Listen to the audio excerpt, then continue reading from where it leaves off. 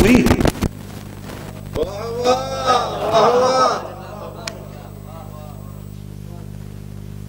कम से कम मौलाए कायनात के दौर को उठा के देख लीजिए, वहां आपको न मुशरिक लड़ने आया अली से, न यहूदी लड़ने आया अली से, न ईसाई लड़ने आया अली से। अली कौन है? खलीफा रसूल है ना। तो जब अली खलीफा रसूल, तो अब या तो ये मान लीजिए कि जो अली के मुकाबले में खड़ा हो जाए वो मुसलमान नहीं है,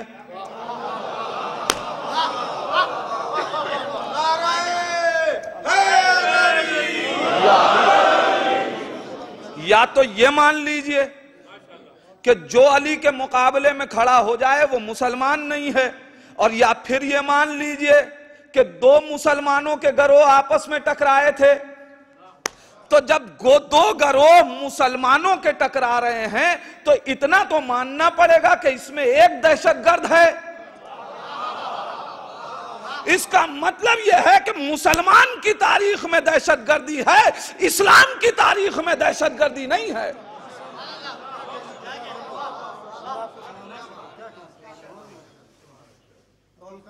पूरी तारीख गवाह है। अब अगर कोई कहे कि मिसाल दे दीजिए, तो मैं पूछना चाहता हूं कि एक इंसान अपने घर में खामोशी से बैठा रहे, उसके घर पे आग लगा दी जाए, ये दहशतगर्दी नहीं तो क्या है?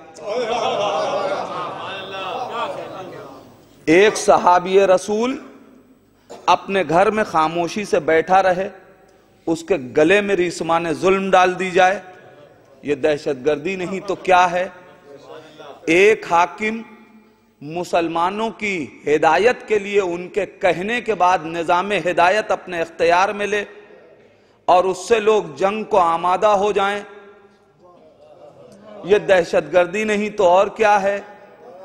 एक निजाम अदालत को इस तरीके से चलाए कि दुश्मन भी ये कहता हुआ नजर आए कि अली जैसा आदिल नजर ना आया, और उसके सर पे जरबत मार दी जाए, ये दहशतगर्दी नहीं तो और क्या है? एक वारिसे रसूल, नवासे रसूल तलखियों और तमाम तर आलम में इस्लाम को इंतशार से महफूज रखने के लिए सुलह कर ले और उसके खैमे पे हमला करके उसे जख्मी कर दिया जाए, यह दहशतगर्दी नहीं तो और क्या है? पूरी तारीख अजीजान ईमान। लिहाजा इन्होंने तो हुकूमत के लिए कुछ ना किया, फिर ये इल्लतें क्यों तराशी जा रही हैं? वजह सिर्फ इतनी है कि इल्लत गलत बताओगे तो नतीजा गलत सामने आएगा। जब हम ये कहेंगे कि हुसैन हुकूमत के लिए उठे थे और हुसैन कत्ल कर दिए गए, तो इसका मतलब जाहिरी तौर पे हुसैन हार गए। तो जो इनकलाब पसपा हो जाए, शिकस्त खुर्दा हो जाए, उसे आइडियल नहीं बनाया जाता। गलत इल्लतें इसलिए तराशी जा रही हैं कि दुनिया करबला को आइडियल ना बना सके। झूठी इल्लतें इसलिए बताई जा रही हैं कि जब नतीजा सही ना होगा तो फिर इसको आइडियल नहीं बनाया जाएगा।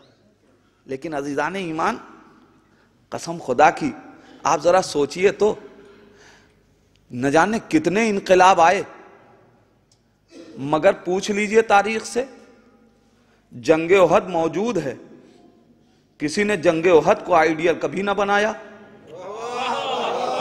जंगे खैबर मौजूद है, खैबर को आइडियल नहीं बनाया गया। पैगंबर इस्लाम की न जाने कितनी जंगें, गज़वात सब मौजूद, मगर किसी इनकलाब करने वाले ने नबी की किसी जंग को आइडियल ना बनाया। मौलाए कायनात के दौर में देख लीजिए, जंगे जमल को किसी ने आइडियल न बनाया, जंगे सिफ़ीन को किसी ने आइडियल न बनाया, मगर गैर कौम भी अगर इनकलाब बर्पा करती है तो करबला को आइडियल बना रही है। आखिर क्या वजह है?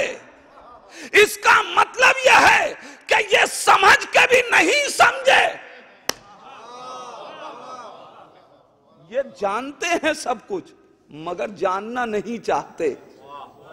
करबला को जिसने समझ लिया वो आज भी आइडियल बना रहा है। इसलिए कि करबला हुकूमत के लिए अगर होती तो फिर हर आदमी उसी को, लेकिन चूंकि करबला हकीकतों के लिए थी तो जहां हकीकत की बात आती है वहां करबला को आइडियल बनाया जाता है। चाहे हिंदुस्तान का इनकलाब हो, ईरान का इनकलाब, जितने भी, चूंकि इंसान, मैंने क्या कहा था, चूंकि करबला हादसा नहीं है, मकतब है, फिक्र है। अब मैं एक सवाल और इस ज़ैल में करना चाहता हूं। आपने कभी सोचा कि सरकार सैयदुश्शुहदा अफराद को मुंतखब कर रहे हैं, आखिर क्या वजह है? नबी के लश्कर में जो आ गया नबी ने ले लिया, अली के लश्कर में जो आ गया ले लिया, इमाम हसन के लश्कर में जो आ गया ले लिया। मौला आप क्यों नहीं ले रहे हैं? मौला कहेंगे उन लश्करों का नतीजा भी जानते हो। मगर इमाम हुसैन इंतखाब क्यों कर रहे हैं?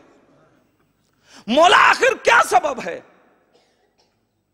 कि एक तो मुंतखब किया और उसके बाद शबे आशूर भी चिराग गुल करके कहा जा रहा है वापस चले जाओ।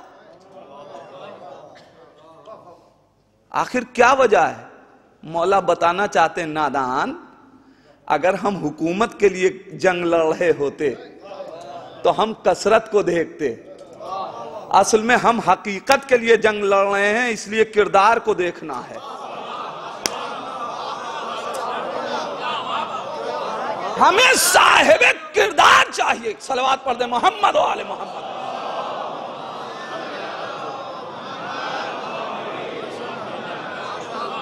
अजीजान ईमान, हुसैन चूंकि एक नमूना साज इनकलाब बर्पा करना चाहते हैं जो कयामत तक की बशरियत के लिए आइडियल रहे, नमूना रहे, लिहाजा इमाम हुसैन ने एक एक को मुंतखब किया। मेरे मौला, ये इंतखाब की क्या जरूरत है?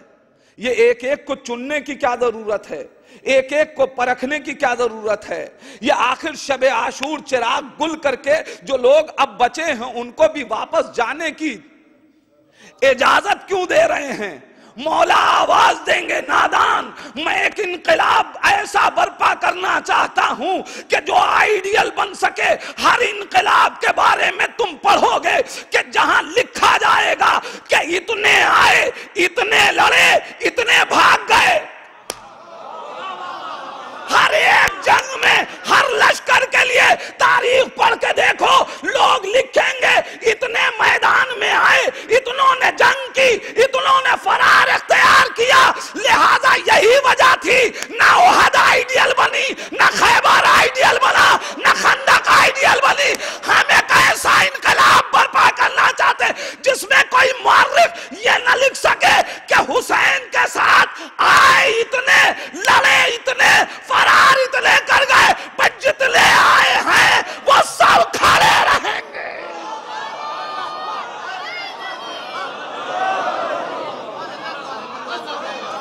एक सलात पढ़ दें मोहम्मद।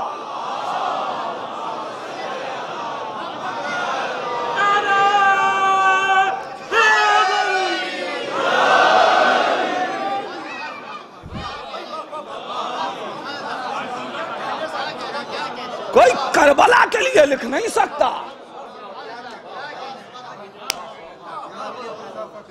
किसी में मजाल नहीं है जो करबला के लिए ये लिख दे। अगर दुश्मन के खैमे से भी लिया है तो पहले मारिफत में इजाफा किया।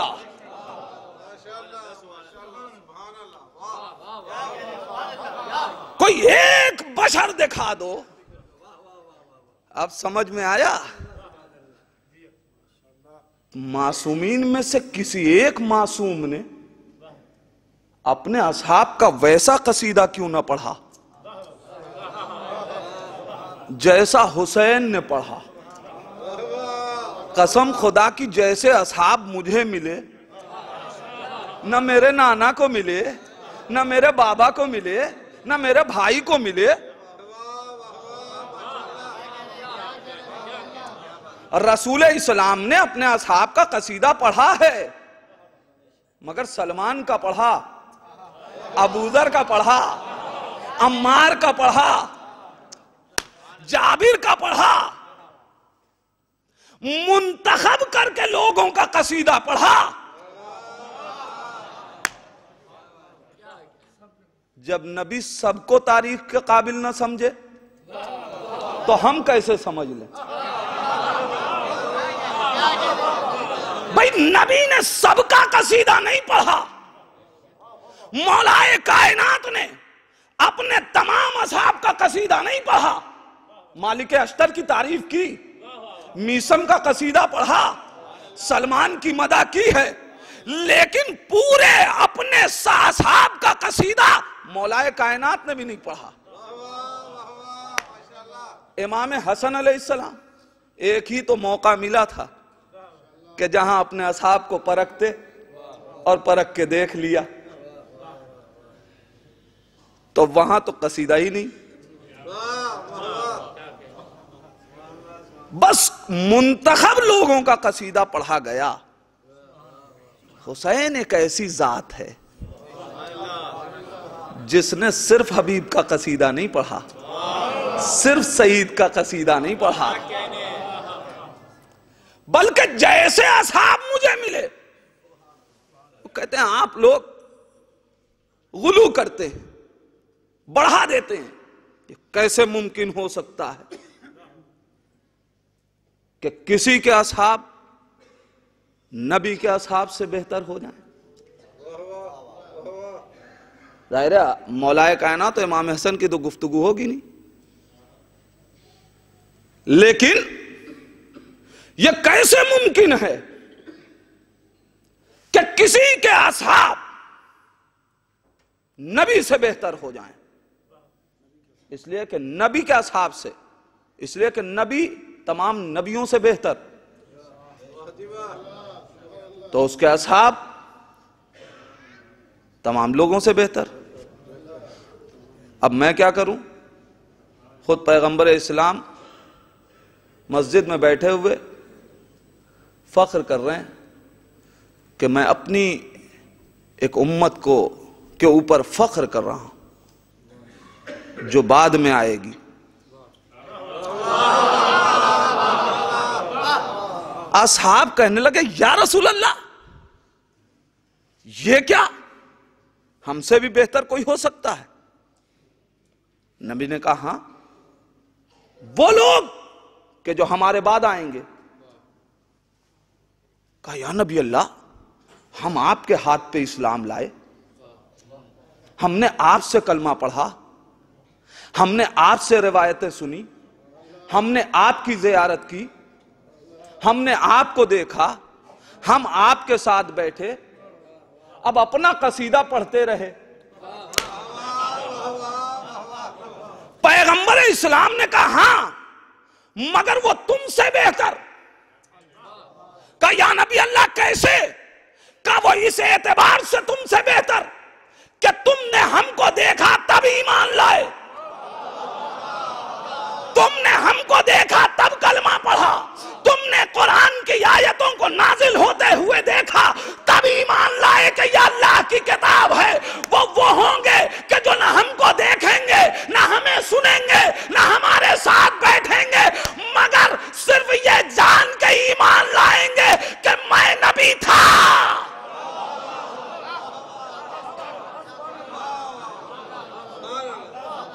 तो भाई हम क्या करें? नबी जब हमसे बेहतर नहीं बता रहे हैं, भाई हमारी ही तो बात हो रही है, जो नबी के बाद आई है उम्मत। ये कैसे मुमकिन है? मैंने कहा छोड़िए सारा झगड़ा, हमें भी नहीं मालूम, लेकिन हम सिर्फ इतना जानते हैं कि इख्तिलाफ से कोई फायदा नहीं। ऐसा कीजिए, आइए तारीख में पढ़ के देख लेते हैं। असहाब नबी की भी तारीख पढ़ लें, असहाब हुसैन की भी तारीख पढ़ लें, फैसला खुद ब खुद हो जाएगा। बस 2 जुमले में फैसला होना है। आइए तारीख पढ़ें असहाब नबी की। तो मैंने जब असहाब नबी की तारीख पढ़ी तो मुझे तारीख ने बताया कि नबी बुला रहे थे, कोई आने को तैयार न था। हुसैन के असहाब की तारीख पढ़ी, हुसैन वापस कर रहे थे, कोई जाने को तैयार न था।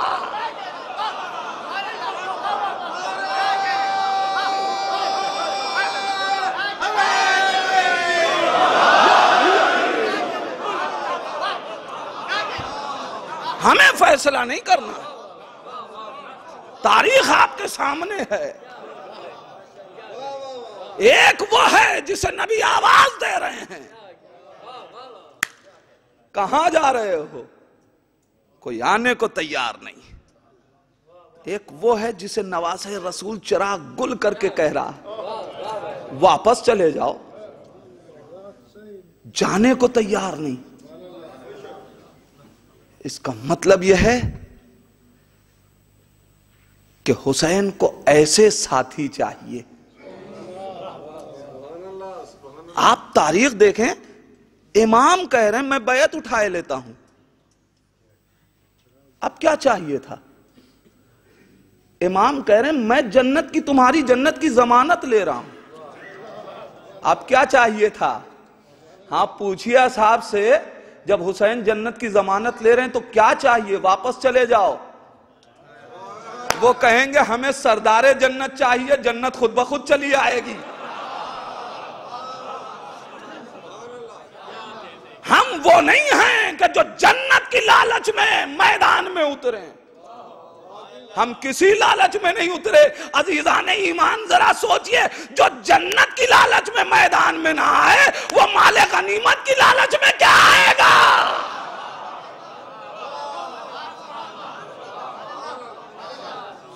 हुसैन ऐसे बामारिफत असहाब रखते हैं। अब मौला बहाना दे रहे हैं, अच्छा ऐसे नहीं जा रहे, बच्चों का हाथ पकड़ के चले जाओ। अब भी कोई जाने को नहीं तैयार। अजीजाने ईमान, हमें इस वाक़े ने क्या बताया? मौला बताना चाहते हैं हुसैनी वो होता है जो फर्ज शनास होता है। ये बहानों पे दीन कुर्बान नहीं करता। जरा जरा से बहाने पे हम दीन से दूर हो जाते हैं। क्या करें, सोसाइटी इजाजत नहीं देती, क्या करें, मुआशरा इजाजत नहीं देता, क्या करें, स्टेटस ऐसा है। हमें हुसैनी बनना है। हुसैनी, हुसैनियों का मिजाज ये होता है कि वो बहानों पे दीन कुर्बान नहीं करते, दीन पे कायनात कुर्बान की जाती है।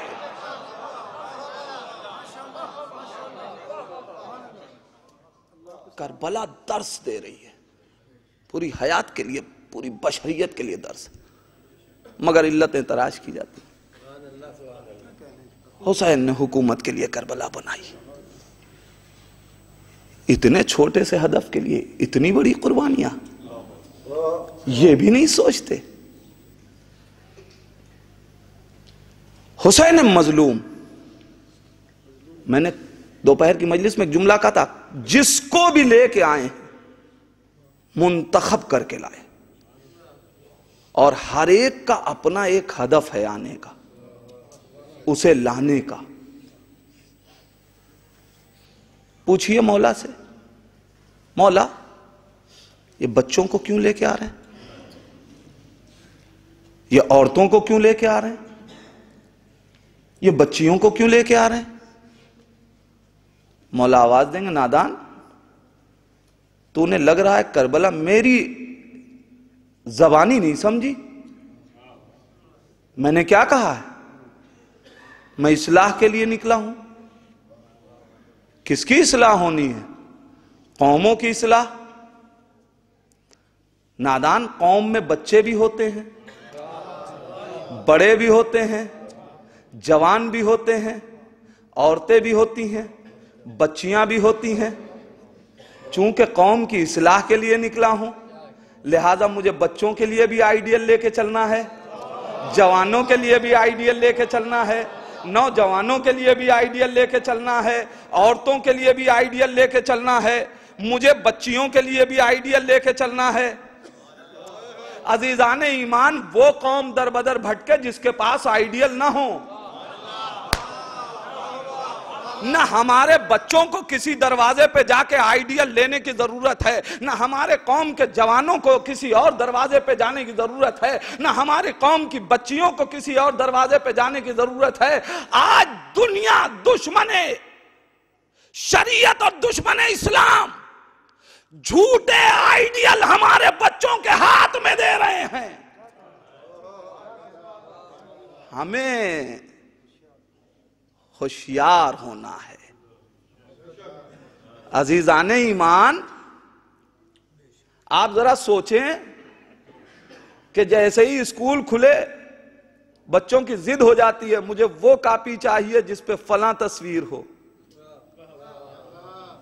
मुझे वो पेंसिल चाहिए, मुझे वो बैग चाहिए, मुझे ऐसा लिबास चाहिए।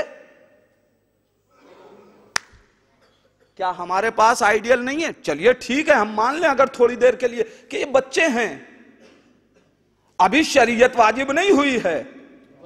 लेकिन अजीजाने ईमान, अगर हमने अपनी बच्चियों को इस बात का आदी बना दिया कि वो बचपन से एक ऐसे नमूने को आइडियल बना ले, तो जहन में वही आइडियल नक्श कर जाएगा। अब जब बालिग होने के बाद आप कहिए कि सर पे चादर डालो, तो जिसको आइडियल बनाया है उसके सर पे चादर कहां थी? अब कहिए कि पूरी आस्तीन का लिबास पहनो, तो जिसे हमने आइडियल बना दिया था उसने तो हमेशा स्लीवलेस पहना। और आप जानते हैं कि बच्चों के जहन पे नुकूश जल्दी बनते हैं। लिहाजा हुसैन मजलूम ने करबला में सकीना को इसीलिए रखा कि अपनी बच्चियों के लिए आइडियल सकीना को बनाओ। अब मैं एक बात कहना चाहता हूं, तारीख पढ़ के देख लीजिए, करबला में जनाबे सकीना के बुंदे भी छीने गए, चादर भी छीनी गई। मुझे पूरी तारीख करबला पढ़ के दिखा दीजिए कि सकीना ने कभी अपनी फूफी से यह कहा हो कि फूफी अम्मा जालिम से कह दीजिए कि मेरे बुंदे वापस कर दे। मगर बार बार सकीना ने अपनी चादर का मुतालबा किया। अगर हमने अपनी बच्चियों के जहन में आइडियल सकीना को बना दिया तो चादर देने की जरूरत नहीं पड़ेगी, बच्चियां चादर मांग के पहनेंगी।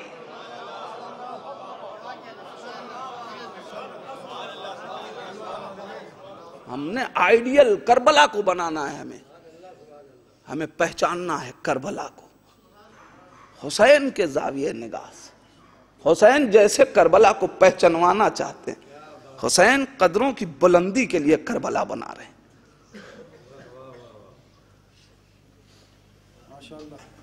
क्यों कह दिया जा रहा है कि यजीद ने मुतालिबा बैत किया, इसलिए हुसैन ने करबला बना दी? मैं सिर्फ जहनों में वो जो गुज़श्ता मजलिसें हैं, मैं उसको एक जुमले में आज उसके जवाबात दे के चाहता हूं पूरी मजलिस महफूज हो जाए पैगाम के तौर पे। क्यों कह दिया गया कि यजीद ने मुतालिबा बैत किया, इसलिए हुसैन ने करबला बनाई? इसका मतलब यह है कि करबला तक हुसैन को यजीद लाया। पहचान रहे ना एतराज? इसका मतलब यही तो हुआ कि यजीद हुसैन को करबला तक लाया। लेकिन अजीजान ईमान, यजीद कब चाहता था कि हुसैन करबला पहुंचे? हुसैन को यजीद नहीं चाहता था कि हुसैन करबला पहुंचे, इसलिए कि यजीद को भी मालूम था कि करबला में क्या होगा। इसीलिए पहले मदीने में चाहा कत्ल कर दें, फिर मक्के में चाहा कत्ल कर दें, फिर राहे कूफा में चाहा कत्ल कर दें। मगर अजीजान ईमान, हुसैन अपनी हिकमत अमली से करबला पहुंच गए, और अब तारीख कहती है हुसैन पहले पहुंचे, यजीद का लश्कर बाद में आया। तो मुझे कहने दीजिए, हुसैन को यजीद करबला नहीं लाया था, करबला यजीदियत को हुसैन लेके आए थे।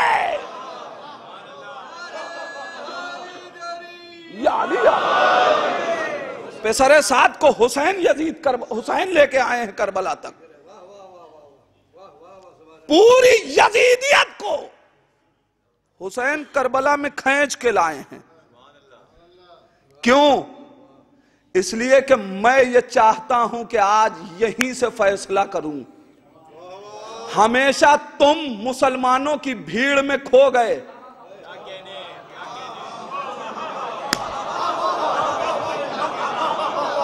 अजीजान ईमान, मदीना इस्लामी शहर था, लिहाजा खो जाते थे लोग।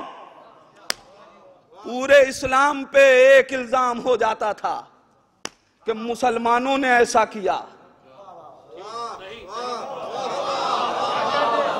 मक्के में पूरे मुसलमानों ने ऐसा किया। कूफे में अली कत्ल हुए, मुसलमानों ने कत्ल किया। अजीजान ईमान, मदीने में नबी की बेटी का घर जलाया गया, मुसलमानों ने जलाया। हुसैन मजलूम ने कहा मैं करबला लाऊंगा और फिर पहचानवाऊंगा कि इस्लाम को बिगाड़ने वाला मुसलमान नहीं था।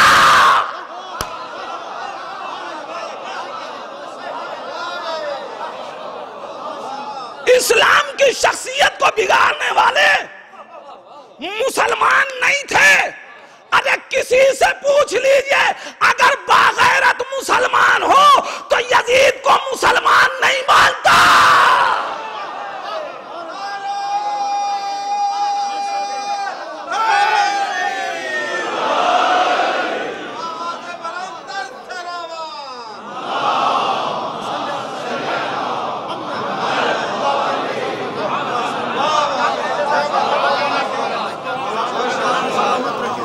तुम्हारी क्या मजाल, तुम्हारी क्या मजाल कि जो हुसैन को कहीं लेके जाओ, मैं तुम्हें कैद करके लाऊंगा। और अब अजीजान ईमान, यह काफिला यही नहीं ठहरना था, चूंकि मरहला इससे आगे था। अगर यजीद करबला में आ गया होता तो हुसैन ज़ैनब को शायद ना लाते। अगर यजीद खुद उठ के करबला आया होता तो शायद हुसैन जनाबे सकीना को और बच्चों को ना लाए होते। चूंकि यजीद खुद करबला नहीं आया, लिहाजा अब शाम तक जाने की जरूरत थी।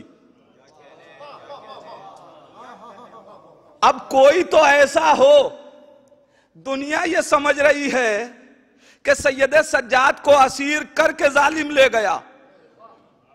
सैयद सज्जाद इमाम हैं,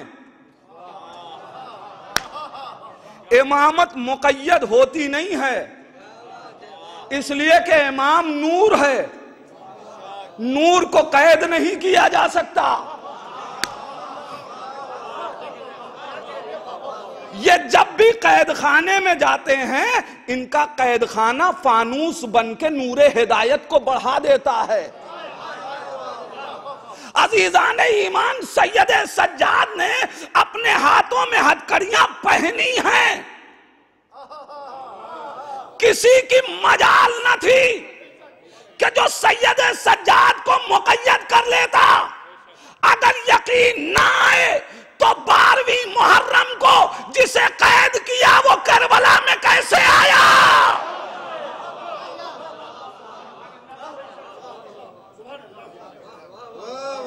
कैसे इमाम करबला आ गए? इसका मतलब ये कैद हुए हैं। क्यों हुए? इसलिए कि पैगाम नूर लेके जाना था। अब तुम ये समझ रहे हो कि हम इन्हें कैद करके कूफे ले आए। ये कूफे पहुंचे, जिनके जहन कैदी थे उन्हें आजाद कर दिया। अब कूफे में इनकलाब बर्पा होने लगा, कूफे से शाम ले जाया गया। ये दुनिया ये समझ रही है कि इन्हें कैदी बना के शाम लाया गया है। सैयद सज्जाद शाम आए हैं ताकि ज़हनियत को आजाद कर दें। अजीजाने ईमान, तारीख पढ़ के देखिए। बस चूंकि अब वक्त नहीं है मेरे पास, लिहाजा एक मौरिद इमाम का आपके सामने पेश करना चाहता हूं ताकि बात मुकम्मल हो सके कि इमाम सैयद सज्जाद शरीयत के मुहाफिज हैं, हुसैनियत के अलंबरदार हैं।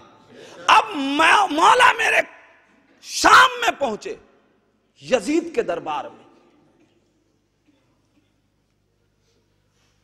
यजीद ने अपने जरखरीद मुफ्ती से कहा कि जाओ और जाके इनकी जितनी सब्बो शत्म कर सकते हो करो। वो गया ऊंचाई पे और जाके उसने जो खुराफात बकनी थी बक ली। पूरा मजमा सुन रहा है। मजमा किस निगाह से देख रहा है इनको? कुछ खारजी हैं। खारजी कौन? जिनका दीन से कोई वास्ता नहीं, जिनका कुरान से कोई राबता नहीं। जब वो अपनी बकवास कर चुका तो अब इमाम ने एक जुमला कहा, यजीद मुझे भी मौका दे कि मैं इस लकड़ी के ढांचे पे जाके कुछ कहूं।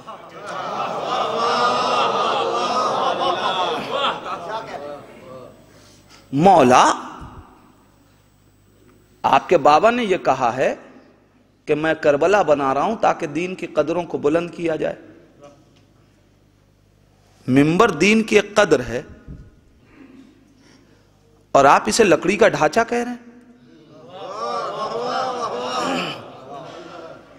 मौला, आपने मिंबर क्यों नहीं कहा? इसे लकड़ी का ढांचा क्यों कहा? मौला ने कहा, नादान, यही तो बताना चाहता हूं, उन्वान देख के धोखा ना खाना।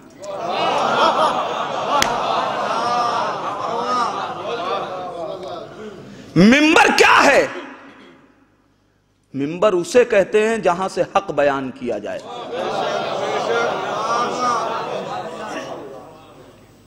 कहा मुझे इस लकड़ी के ढांचे पे जाके कुछ कहने दे। ने कहा नहीं। अब जाहिर है दरबार में 700 कुर्सी नशीन भी हैं। उन्होंने कहा, ए यजीद, जाने दे, ये तेरा कैदी है, ये क्या कर लेगा? मगर यजीद खूब जानता है कि ये साहिब मिंबर हैं। अगर ये मिंबर पे चले गए तो हमारी मसनद छिन जाएगी, लिहाजा इजाजत नहीं देता। इमाम ने फिर कहा। अब लोगों का भी इसरार बढ़ा, ये देखने के लिए कि देखे कहता क्या है। इसलिए कि हर आदमी तो ये सोच रहा है ना कि ये जिनको असीर करके लाया गया उसमें इतनी जुर्रत कि वो हाकिम के सामने बोलना चाहता है।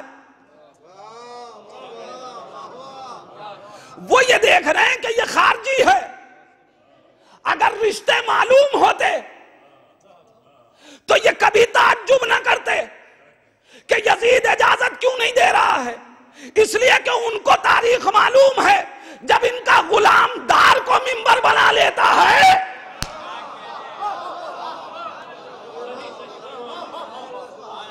तो अब इनको मिंबर पे जाने की इजाजत, मगर इसरार बढ़ा तो मजबूर हो गया। अजीजान ईमान, दुनियावी हाकिम का हाल यही है। चूंकि लोगों पे बनाई हुई हुकूमत होती है, लिहाजा लोगों के इसरार पे मजबूर हो जाती है, मगर जिसे खुदा बनाए वो लोगों की बैसाखियों पे नहीं चलता।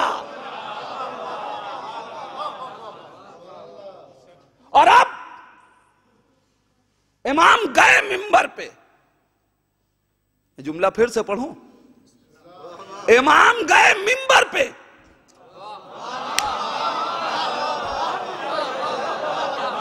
इसलिए कि अब जब साहिब मिंबर आ गया तो ये मिंबर है।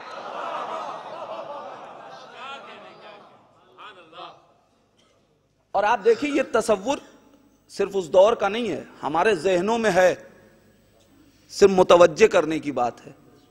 आप देखिए, हमारे यहाँ जो छोटी मोटी करबलाएं होती हैं, इमाम बारगाहें होती हैं, या ऐसे कब्रिस्तान कहीं किसी की तदफीन हुई और वहां कोई जाकिर, मिंबर वहां नहीं होता, लेकिन किसी ऊंचाई पे बैठ जाए और तकरीर करने लगे और कोई पूछे भाई क्या हो रहा है, तो कहते हैं जाकिर मिंबर पे है।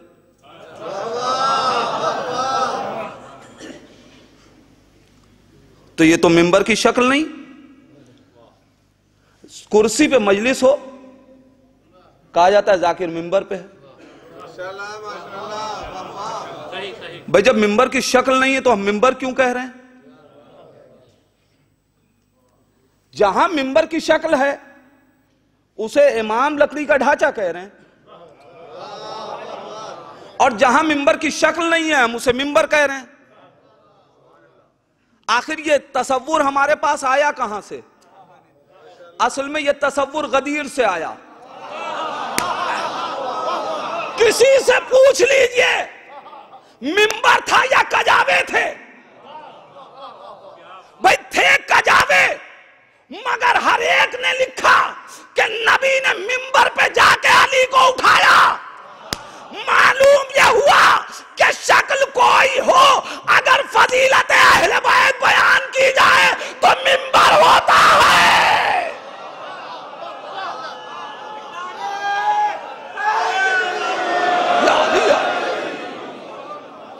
और अगर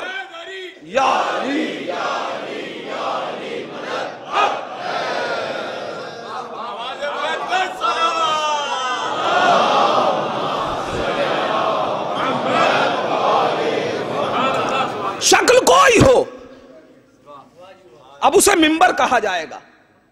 लेकिन अगर फजाइल अहले बैत ना, मौला शक्ल तो है, कदर तो है, आप मिंबर कहिए। मौला आवाज देंगे, ये बता मिंबर का अहम है या मस्जिद? जाहिर मस्जिद अहम है। तो मौला क्या मतलब इस सवाल का? नादान तारीख पढ़ के देख ले, शक्ल मस्जिद की थी मगर नबी ने उसे तोड़वा दिया, कहा कि यह मस्जिद नहीं है। मालूम यह हुआ कि उन्वान पे धोखा न खा जाना। कभी कभी लोग बउनवान तबलीग निकलते हैं, लिहाजा उन्वान देख के धोखा न खाना। पहले देखो कि हकीकत क्या है। अजीजान ईमान, अब जो वारिस मिंबर पे गया तो उसने हमदे खुदा, फजीलत रसूल, और उसके बाद अब शुरू किया अन इब्न मक्का, अन इब्न ज़मज़म, अन इब्न सफा। सारा मजमा हैरत से देख रहा है कि ये क्या हो रहा है, जिसे ये बताया गया कि इसका दीन से कोई वास्ता नहीं। जितनी दीन की चीजें हैं हर एक से ये अपना वास्ता बयान कर रहा है। मौला आखिर क्या सबब है? मक्के का कोई बेटा नहीं होता, मदीने का कोई बेटा नहीं होता, जमजम का बेटा नहीं होता, सफा और मरवा का बेटा नहीं होता। आप कह रहे हैं मैं जमजम का बेटा, मैं सफा का बेटा, मैं मक्का का बेटा। आखिर क्या वजह है मौला? या आप अपनी इब्नियत क्यों बयान कर रहे हैं इससे? मौला आवाज देंगे नादान, मैं इब्नियत नहीं बयान कर रहा हूं। बेटा कहते किसे हैं? बेटा वारिस को कहा जाता है। मैं यजीद के दरबार में ऐलान कर रहा हूं, ए यजीद ये न समझना हुसैन कत्ल हो गए तो मक्के का कोई वारिस नहीं, हुसैन कत्ल कर दिए गए तो मदीने का कोई वारिस नहीं, हुसैन कत्ल कर दिए गए तो सफा और मरवा का वारिस नहीं। मैं तेरे दरबार में विरासत का ऐलान करके बता रहा हूं कि जब तक हुसैन का वारिस जिंदा है दीन बाकी रहेगा।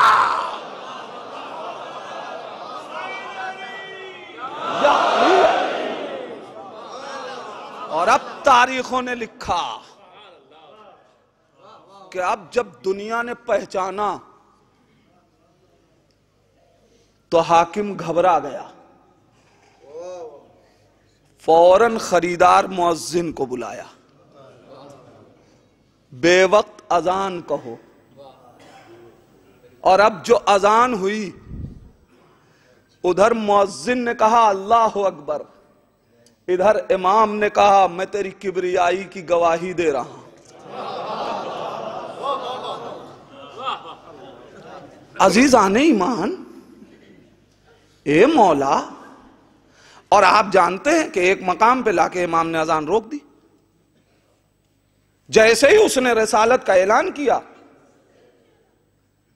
कहा ठहर जा, अब जिसे इमाम रोक दे,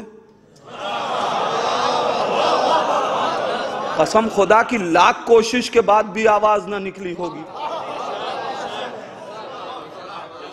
इसलिए कि तारीख गवाह है, जब कूफे में अली की बेटी ने एक इशारा किया तो ऊंट के गलों में पड़ी हुई घंटियां रुक गईं। तो ये तो इमाम वक्त है, अब लाख कोशिश कर रहा होगा मगर अब आवाज नहीं निकलती। अब इमाम हाकिम की तरफ मुतवज्जे हुए, यजीद ये बता, ये जिसकी रिसालत का ऐलान कर रहा है ये तेरे नाना या मेरे नाना? ये तेरे जद या मेरे जद? अगर तू कहे कि मेरे जद तो तू झूठा है। अजीजाने ईमान, लाए थे क्या कह के? अगर ये आते ना शाम में तो मजमे को मालूम कैसे होता? इसका मतलब ये लाए नहीं गए थे, ये खुद आए थे। यजीद के दरबार में हकीकतों का इंकशाफ करना था, इसलिए आए थे। और अब आने के बाद जब पैसे मौला ने ये कहा कि अगर तेरे जद हैं तू कहता है तो तू झूठा। अब जो ईसाई बैठे थे कहते हैं ये कौन है, मुझे बताओ। कहा गया ये रसूल के नवासे का बेटा है, मैं जहां से गुजरता हूं वहां की खाक उठा के अपने सरों पे रखते। एक ईसाई मुसलमानों को दर्श दे रहा है। लेकिन सवाल है अजीजाने ईमान, मौला आपका तो इख्तियार था ही, अजान ही ना देने देते, या अजान क्यों रोकती? या तो अजान देने ना देते। मौला कहेंगे नादान, यजीद की मक्कारी यही थी। वो ये चाहता था कि मैं मुअज्जिन को भेजूंगा, मैं मुअज्जिन से लड़ने लगूंगा कि अजान न दो, तो फिर यजीद को यह कहने का मौका मिलेगा कि देखा अगर ये मुसलमान होते तो तकबीर की आवाज रोकते। अगर ये मुसलमान होते तो रसूल की रिसालत पर को रोकते, मौला तो फिर अजान देने देते, अजान मुकम्मल हो जाए, ये रोक क्यों दिया? मौला कहेंगे शरीयत का कानून नहीं जानते। शरीयत का कानून यह है कि अगर कोई अमल किसी मासूम के सामने अंजाम दिया जाए तो वो अमल अब हुज्जत है। अगर आज मैं न रोकता, अधूरी अजान दी जाती, मेरी खामोशी इस अजान की सदाकत की मोहर बन जाती। लिहाजा जहां तक अजान के फिक्रे सही थे, अजान होने दी। एक सलावत पढ़ दें मोहम्मद।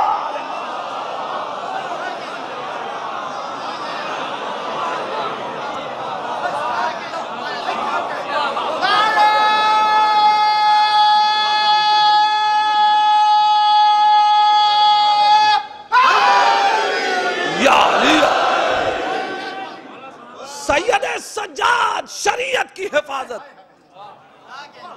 इस अंदाज में कर रहे हैं कि इसकी मजाल है। मेरे बाबा ने कहा कि मैं दीन की कदरों को बुलंद करने के लिए जा रहा हूं। यही तो वजह थी जब अब्दुल्ला इब्ने जुबैर की मुलाकात हुई है मौला सैयद सज्जाद से, और उन्होंने पूछा कि कल सिफ़ीन में मेरा बाबा आपके बाबा से लड़ा था, आपके दादा से, और आपके दादा के लश्कर ने मेरे बाबा को कत्ल कर दिया, तो सबने यह कहा कि अली जीत गए।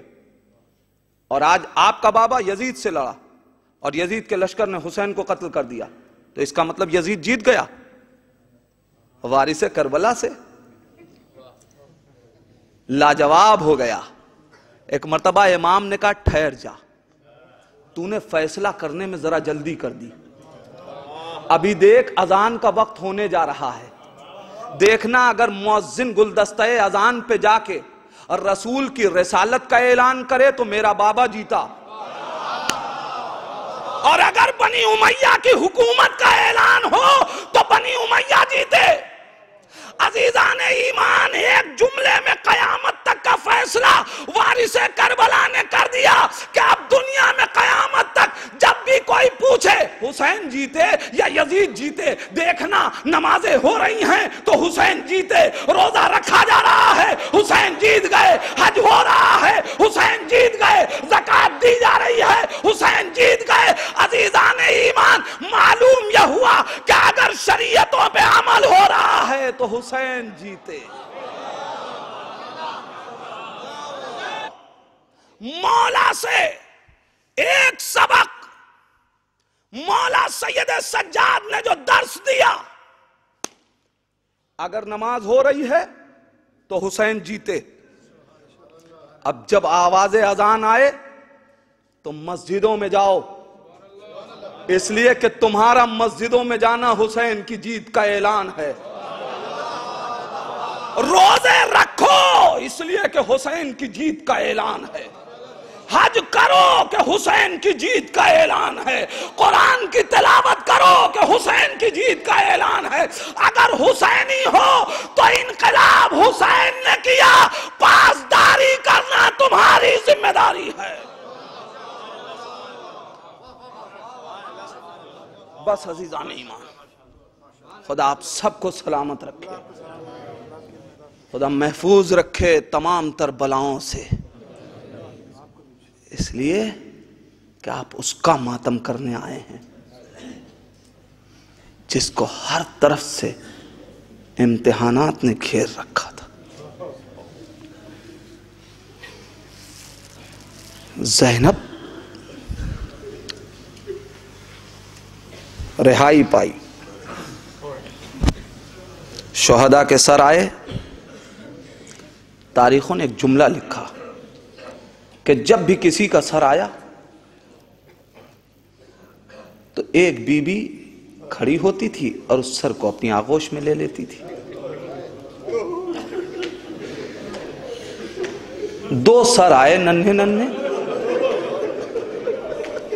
अब मेरे पास वक्त नहीं आज़ादारो, आपको खुद आमादा हो करके बीबी ज़ैनब को पुरसा देना है, बीबी फातिमा को पुरसा देना है। दो सर आए, कोई उठाने वाला न था। नहीं, उठाने वाली मां मौजूद थी मगर उसने उठाया नहीं। शाम की औरतों ने देख के कहा, क्या इन सर वालों की मां मर गई है? ज़ैनब खड़ी हो गई, ए लोगों ऐसा नहीं है, मैं गमनसीब मां जिंदा हूं,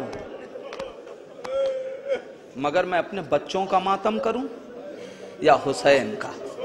रिवायत कहती है अब एक मर्तबा जिंदान, एक मर्तबा उस घर में हुसैन का सर आया। सारी बीबियां इस्तकबाल को उठी। बीबी ज़ैनब ने बढ़ के आगोश में सर ले लिया। सुन लिया आजादारो जुमला? ज़ैनब ने भाई का कटा हुआ सर, कैसे कहूं आजादारो, एहसास तो करें। कोई बहन अपने भाई के जख्म देख नहीं पाती, ज़ैनब अपने भाई का कटा हुआ सर अपने आगोश में लिए। आजादारो, जब मैंने ये रिवायत पढ़ी ना, मेरे जहन में एक बात आई। मैंने इमाम हुसैन के सर की तारीख जहां जहां भी पढ़ी, वहां सकीना से वाबस्तगी नजर आई है, ज़ैनब का तस्करा नहीं मिला। चाहे नो के नेजा के गढ़ जाने की बात हो, मरहला सकीना का है। चाहे यजीद के दरबार में इम्तिहान की बात हो, सर हुसैन का आगोश सकीना की। चाहे जिंदाने शाम हो, सर हुसैन का आगोश सकीना की। ए आजादारो, मगर रिवायत कहती है आज जो सर आया तो ज़ैनब ने बढ़ के आगोश में लिया। अजब नहीं, सर को हुसैन के आगोश में लेके ज़ैनब ने एक मर्तबा जिंदान का रुख किया हो। ए सकीना, तेरे बाबा का सर आया है। बेटी इस्तकबाल न करोगी? फूफी अम्मा, मौत ने मजबूर कर दिया है। जज़ाकुम रब्बुकुम। आजादारो अहले हरम, शाम से रिहा होके करबला जा रहे हैं। ज़ैनब रुखसत होते होते अमारी का पर्दा हटाती है, शाम की औरतों से कहती है, ए शाम की औरतों, मैं इस तारीख कैद खाने में अपने भाई की अमानत छोड़ के जा रही हूँ। ए बीबियों, मुझ पे एहसान होगा, अरे सकीना की कब्र पे आके दिया जला देना।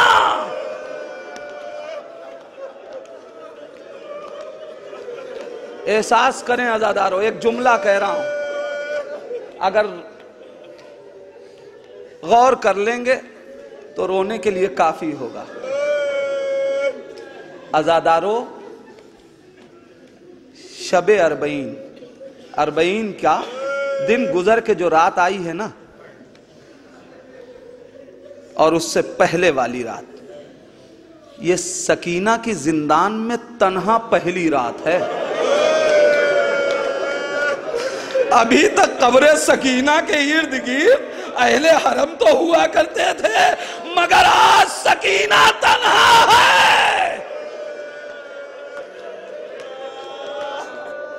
अब अहले हरम कब्र पे भी नहीं। ज़ैनब करबला आ गई, भाई का मातम किया। 3 दिन तक ज़ैनब अपने भाई का मातम करती रही।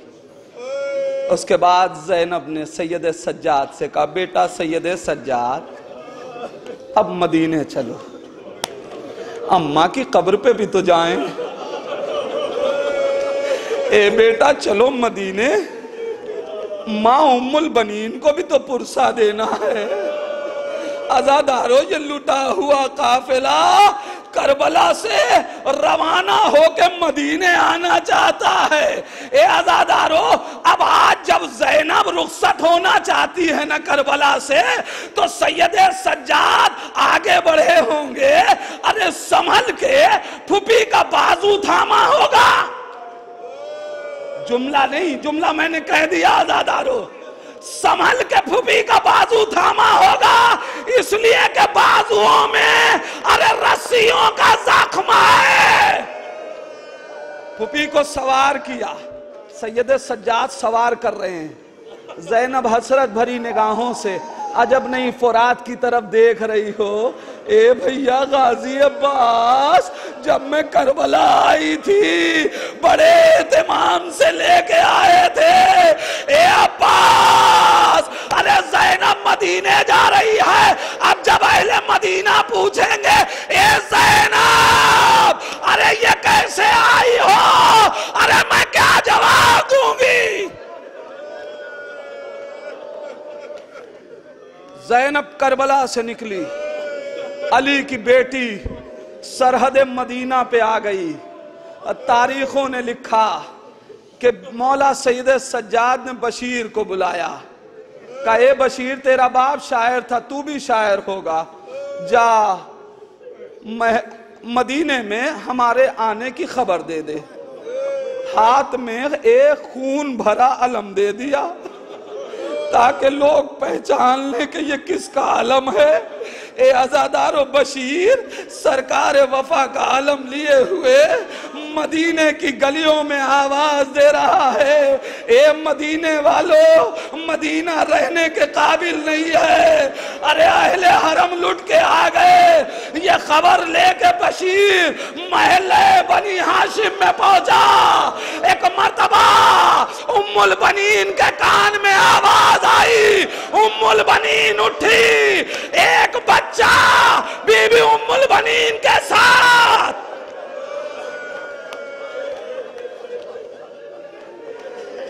जज़ाकल्लाह ज़ादारो,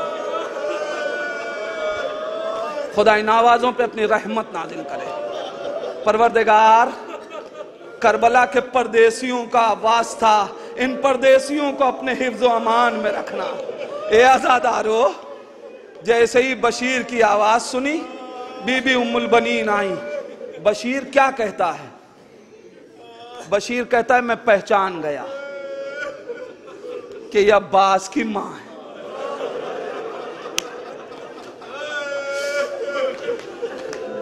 बशीर ने खुद रिवायत की है कि किसी मां को एक बेटे के गम की खबर देना कितना सख्त होता है। मैं सोच रहा था कि इस मां के तो 4 बेटे करबला में मारे गए, मैं खबर कैसे दूं?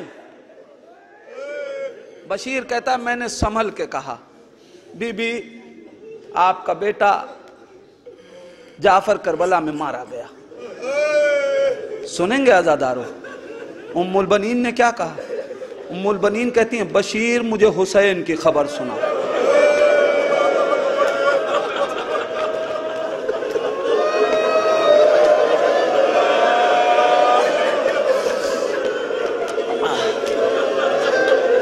बशीर कहता है मैंने संभल के कहा, बीबी आपका अब्दुल्ला भी करबला में मारा गया। बीबी कहती है बशीर मैं तुझसे हुसैन के बारे में पूछ रही। असा का सहारा लिए खड़ी है। कहता मैंने तीसरे बेटे की भी खबर दे दी। बीबी उम्मुल बनीन ने फिर यही जुमला कहा कि बशीर मैं तुझसे हुसैन के बारे में पूछ रही हूं।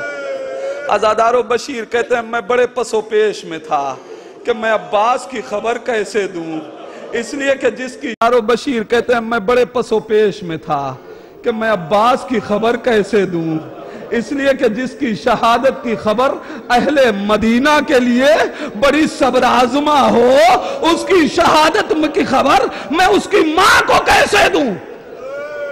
बशीर कहते हैं मैं क्या करता, मुझे खबर देनी थी।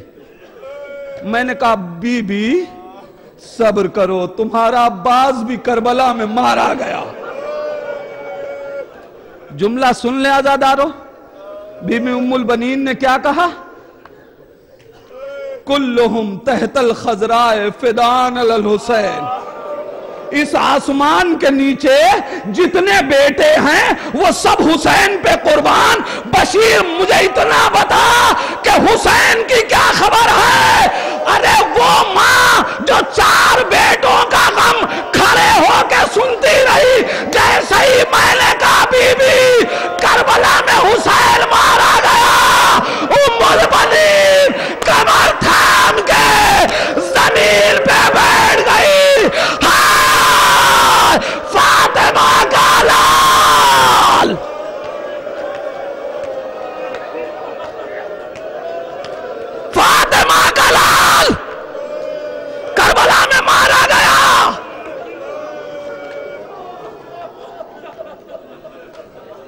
अज़ादारों,